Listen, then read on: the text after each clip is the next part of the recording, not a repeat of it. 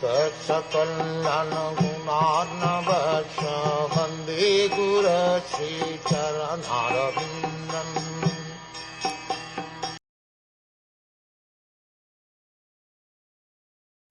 In his childhood, the Almighty Lord was surrounded by cowherd boys and calves, and thus he travelled on the shore of the Yamuna river, through gardens densely covered with trees and filled with vibrations of chirping birds.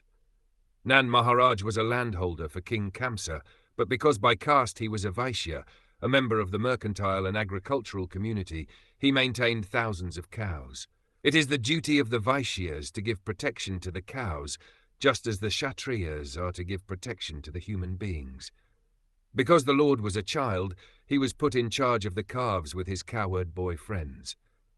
These cowherd boys were great rishis and yogis in their previous births, and after many such pious births, they gained the association of the Lord and could play with him on equal terms. Such cowherd boys never cared to know who Krishna was, but they played with him as a most intimate and lovable friend. They were so fond of the Lord that at night they would only think of the next morning when they would be able to meet the Lord and go together to the forests for cowherding. The forests on the shore of the Yamuna are all beautiful gardens full of trees of mango, jackfruit, apples, guava, oranges, grapes, berries, palm fruit, and so many other plants and fragrant flowers.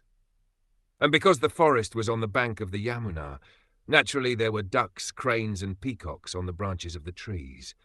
All these trees and birds and beasts were pious living entities born in the transcendental abode of Vrindavan, just to give pleasure to the Lord and his eternal associates, the cowherd boys. While playing like a small child with his associates, the Lord killed many demons, including Agasur, Bakasur, Pralambasur, and Gardabasur. Although he appeared at Vrindavan just as a boy, he was actually like the covered flames of a fire. As a small particle of fire can kindle a great fire with fuel, so the Lord killed all these great demons, beginning from his babyhood in the house of Nand Maharaj.